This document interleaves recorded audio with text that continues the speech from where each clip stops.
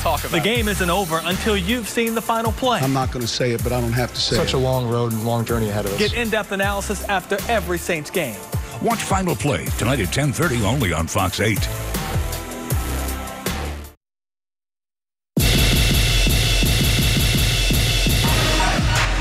Tonight on the Final Play. We can spin it any way we want to. We didn't play well. The Saints underwhelmed in their regular season finale. We'll determine the causes for concern and preview the playoff landscape. Plus, Chris Hagan is in Arizona with a preview of the Fiesta Bowl, and we'll check in on the up and down Pelicans. It's all on the Final Play of 2018. From Fox 8 Sports, this is the Final Play. Sponsored by your Southern Quality Ford dealer. Built Ford tough. And Nissan.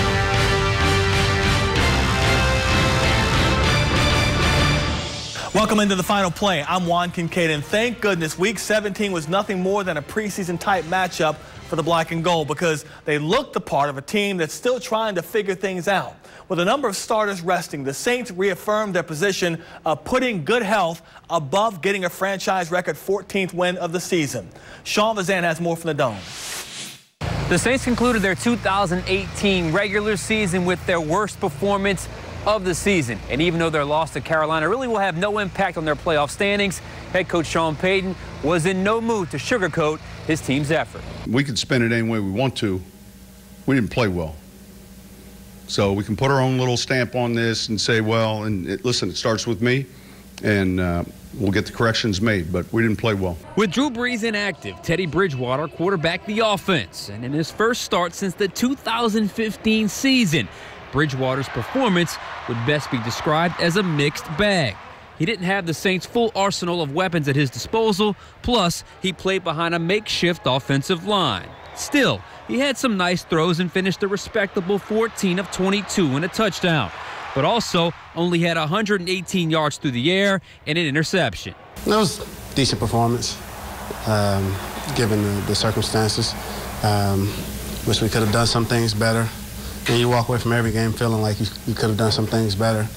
But I was proud of the guys who were out there today. The Panthers' Kyle Allen made his first career start and shredded the Saints' defense that looked like they lacked focus for much of the game. He finished 16 of 27 for 228 yards and 2 touchdowns. There's plenty on the line. We only have 16 given opportunities, and I feel like when we play our best ball, we're unbeatable. Clearly today we did not play our best ball, and I'm always going to be upset about that. Records were on the line Sunday. Some were broken, others were not. The Saints fell short of a franchise record 14 wins, while Mark Ingram fell 90 yards short of becoming the Saints' all-time leader in rushing yards. But on the flip side, Michael Thomas broke Joe Horn's single-season record of most receiving yards in a season. It's a blessing. I just want to be judged off my progress every year in and year out. I feel like, it's all we play this game to win, though, so that's the most important thing. And now what's most important for the Saints is improving and preparing for the postseason, where a performance like theirs today will not cut it. I don't know what the schedule will be like for sure next week, but I know that we got plans to get out and practice and run around, and we'll look at this film and find ways that we can get better and improve. And this next week is a work week for sure. We now welcome in Saints analyst, former Saints running back, Saints Hall of Famer Deuce McAllister. Deuce, look, Sean Payton rightfully was not going to sugarcoat his team's effort today. They look bad in the grand scheme of things. It doesn't hurt you in terms of going into the playoffs in terms of seeding, but still, I don't think you want to limp to the finish line the way they did today. Well, you have to be frustrated if you're Sean, and I can understand it. Just being a former player and knowing that you have some young guys, this is not how you want to go out there and leave on tape what you left on tape. Because trust me, whoever you play is going to use some of those plays that they saw that you couldn't defend, and so you just want to go out and compete. You want a better effort. Yes, in the grand scheme of things, it does not hurt you. Knock on wood, no one was hurt bad. You did lose Okafor for a couple plays, Sheldon Rankins for a couple plays. Pete didn't return. You were able to rest some players. Your eyes are set on 2 weeks. Who do we compete against there? But you didn't leave a good, image of yourself out here today. Defense lacked a little effort today. Focus, I should say. Lack some focus today. Yeah, it just looked like they were a little sloppy on their details. I thought the focus was not, they were not locked in totally, and look, Allen's he's a number 3 quarterback, really. he should not have had the game that he had, but, he got some confidence, was able to move in the pocket. He took some big shots. Yeah, he did, Davenport and Klein were able to hit him a couple times, but, it's almost like I'm going through the motions, and they get up on you. They get some confidence. They can start to do a little bit, not whatever they wanted, but, it took the second unit to really come in and kind of slow them down, but the game was out of hand by then. Teddy Bridgewater, it was his show today. I thought he had some nice throws. I thought he had some throws that got away from him. I thought he did a nice job of eluding the rush. I thought there was some pressure issues at times with the line he was playing in front of him. It's hard to really give him a grade, right? I mean, it's kind of one of those, okay, it is what it is. Yeah, when you're grading him, you're taking everything into consideration. I mean, you had 2 tackles that really were not even in the NFL starting and playing for it. They were on the street. You're playing your center, really your left guard is playing left tackle until he got banged up. So there was not a true evaluation. You evaluate him on getting the play, getting guys lined up. There's no delay of games from that standpoint. Does he understand and know where he's going with the football? The one throw that was an interception, you can't throw that pass. You would want him to check it down to the backs, maybe take some checks downs, but he was trying to push the ball down the field. You could see the live arm from him. He was able to get in and out of the huddle. I mean, those are the things that you're grading him on, not necessarily, okay, did he get us a W? Yeah, I think, and he hadn't played in a long time either. So I thought all in all, he came out, he competed, and I think Sean Payton said he did a pretty good job. So I think it's probably a fair assessment where he's at in terms of within this offense, and that is at this stage of his career with the Saints. As we look forward to the playoffs, I'm trying to think back to 2009 when they had that first round bye. Do you practice the whole week? Every team is going to be a little different. He's going to treat every situation a little bit different. Same thing with 06, 09, and now this year's team. He may give them 1 or 2 days of practice and then give them the rest off. He wants to make sure that they understand and know we've got to clean this up. We've got to play better than what we did. In certain situations, he may give them the whole week off. But that's understanding and knowing your team. So every situation is going to be a little bit different. As we wrap it up here, and as we kind of get into this bye week and into just kind of really watching to see what teams emerge, what is your biggest, concern with this team right now as you get into the postseason? It's going to be the health of the injured players. Okay. Can you get some of those guys back? No one's going to be 100%. You're going to go back and self-scout yourself from an offense and defensive perspective, and say, hey, how can we improve this team? This is our 53. How can we improve this bunch, the guys that we have, and go out and try to do so? And we'll see. I still think when the playoffs get here, you'll see the Saints team you're used to seeing. I just think they're just too good in that regard. Deuce, thank you. Well, they're a talented group, but it's hard to turn it on and off. This crowd is going to have to play a major factor as well. I think they can feed off of this crowd at home. I think they'll bring it in a couple of weeks. I hope so. We'll see. Deuce, thank you. Thank you. All right. We're going to get our money's worth out of Deuce tomorrow, beginning with his Black and Gold Rewind at 8 a.m., the 2-minute drill at 5, and then the Black and Gold Review Show at 10:35. Get your questions into us using the Final Word feature on the Final Play app. Coming up, we'll take a look at the NFC's playoff picture. Which teams are in, and how are things setting up for the Saints? And later, we'll head to the desert for a check-in on the LSU Tigers as they continue preparations for the Fiesta Bowl.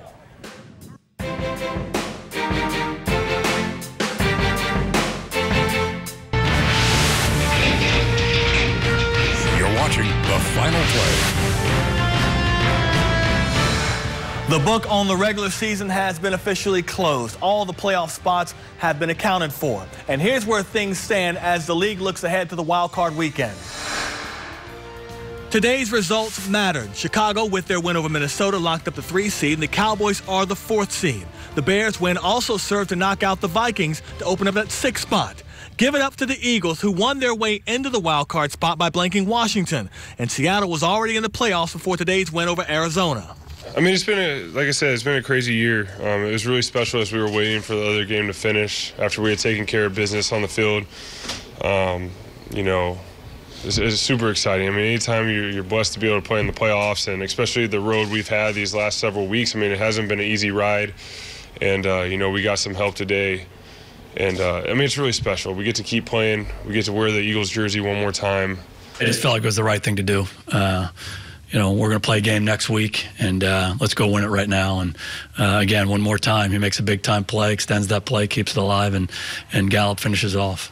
So here are the wild card round matchups. The Bears and Eagles will meet at Soldier Field. The Cowboys and Seahawks will face off in Arlington, Texas. The Saints and Rams will be keeping an eye on all of these games. And the Saints will play the lowest seed to survive the wild card round, which could be either Dallas, Seattle, or Philadelphia.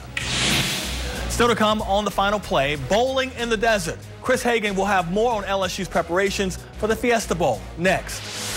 And in the meantime, we bring you the Final Play fan cam. To submit your passionate picture, send an email to Pix, that's P-I-X, at fox8live.com.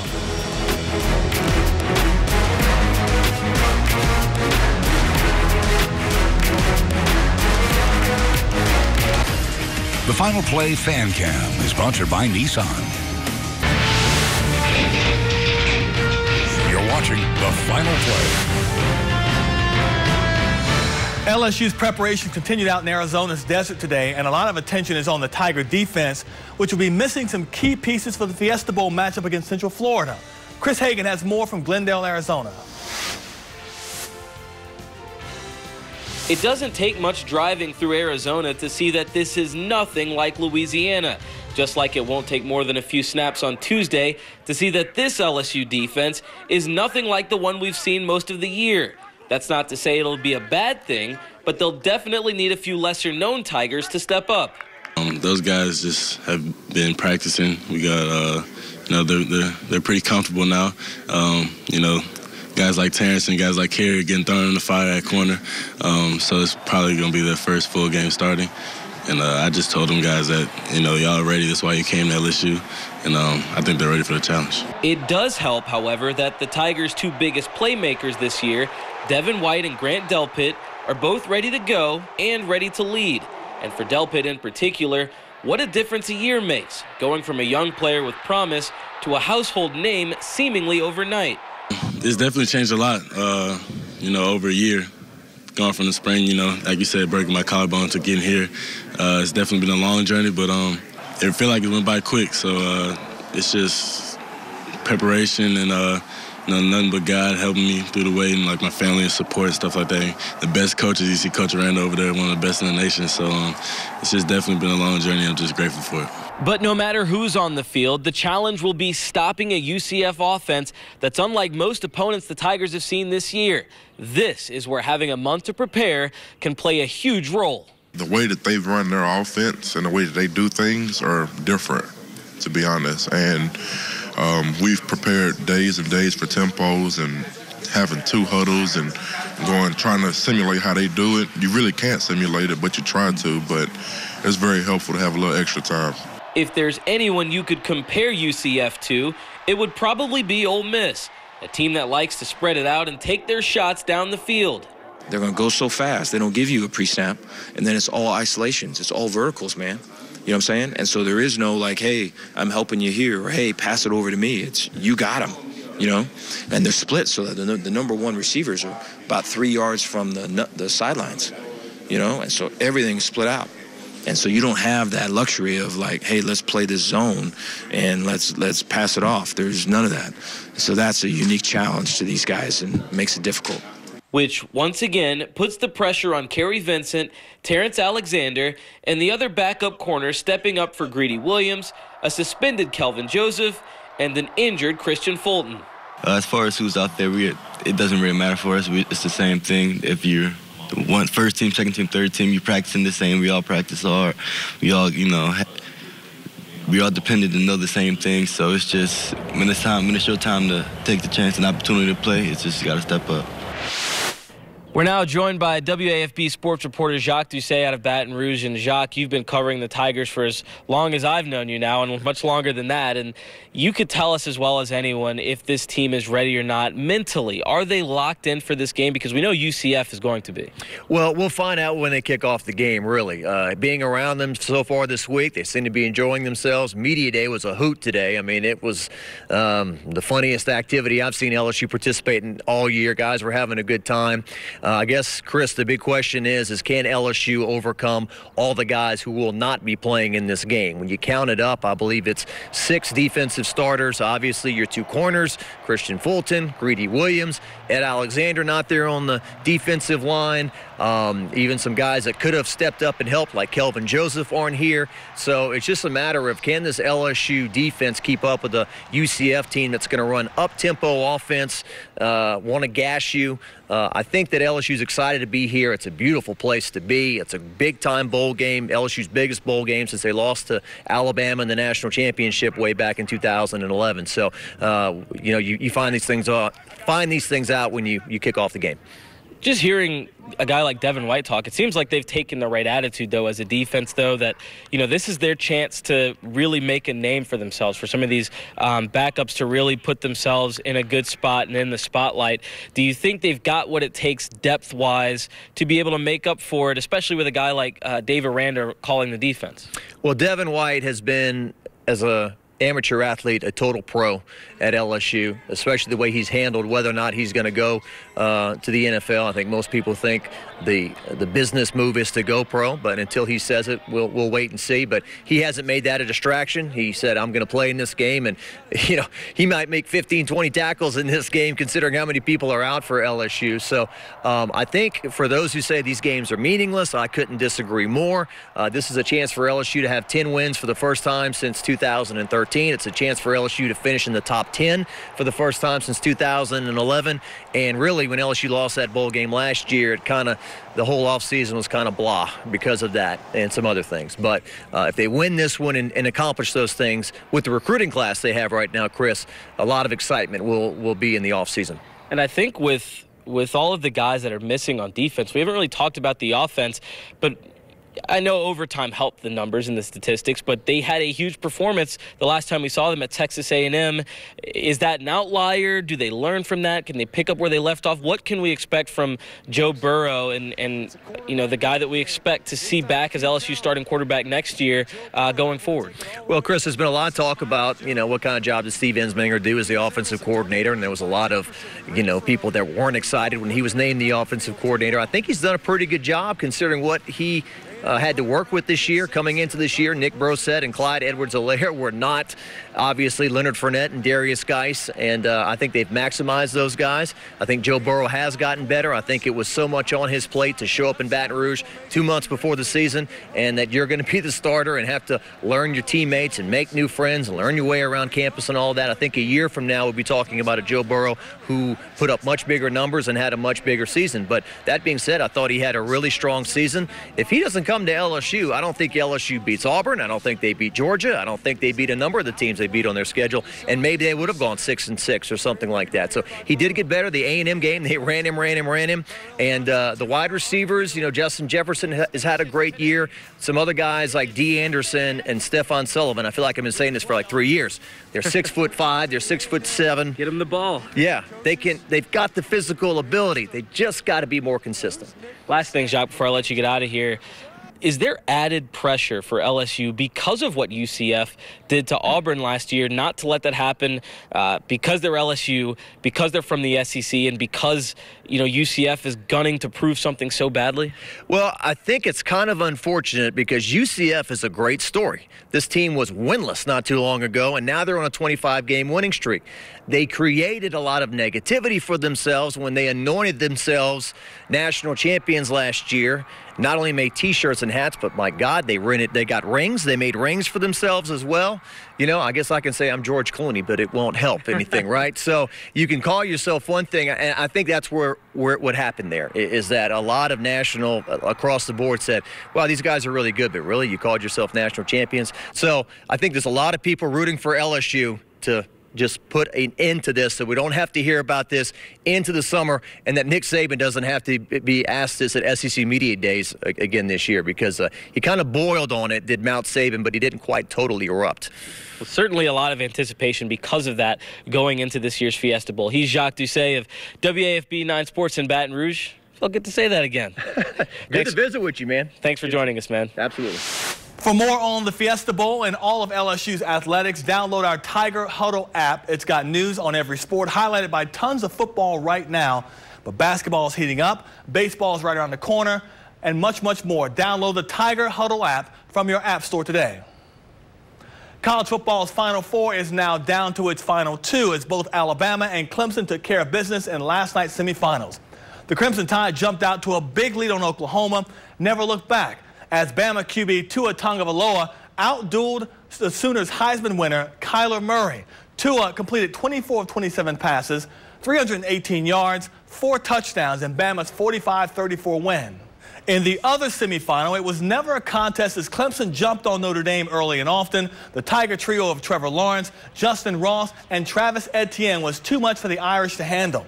Lawrence threw for 327 yards and 3 scores, 2 of which were to Ross, who also had 148 yards receiving. Etienne, the Lake Charles native, ran past the Irish for 109 yards and another score as the Tigers embarrassed the Irish 30-3. So college football's championship game is all set. 1 versus 2. Bama taking on Clemson Monday night in Santa Clara. This will be the 4th straight year these two teams have met in the playoff. Bama beat them in last year's semifinals. Clemson beat Bama for the title in 2016, and Alabama won it all in 2015, beating Clemson in a barn burner 45-40. Up next, the Pelicans bowed to the beard last night. We'll take a look back and a look ahead to what's on their schedule. That's next.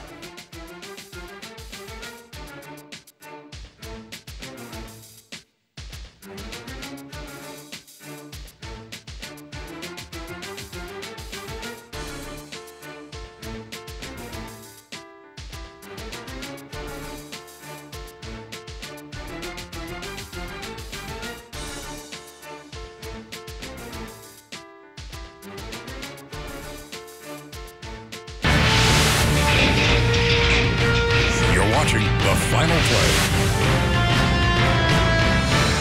The Pelicans aren't the first team to get bested by the beard. James Harden, and they certainly won't be the last. Harden and the Rockets paid the Smoothie King Center a visit last night, and he found his groove early and never lost it. Step backs to the hole. If he put it up, it fell through for Harden as he finished with a game-high 41 points, which was enough to hold off a Pelicans team that had 4 players score 20 or more points. 108-104 was the final as the Pelicans lost for the 6th time in the last 7 games. Head coach Alvin Gentry still believes they're going to get things turned around. We just got to continue on. I mean, no one's going to make me believe that we're not going to get it turned around. And, you know, we're going to get some guys back healthy. Like I said, we'll get guys back in the roles that they're comfortable in. You know, there's still a lot of basketball to be left to play. And I think we're going to be okay. The Pels will wrap up this 3-game homestand tomorrow night against Minnesota. And according to the Pelicans, point guard Alfred Payton is listed as probable for that game.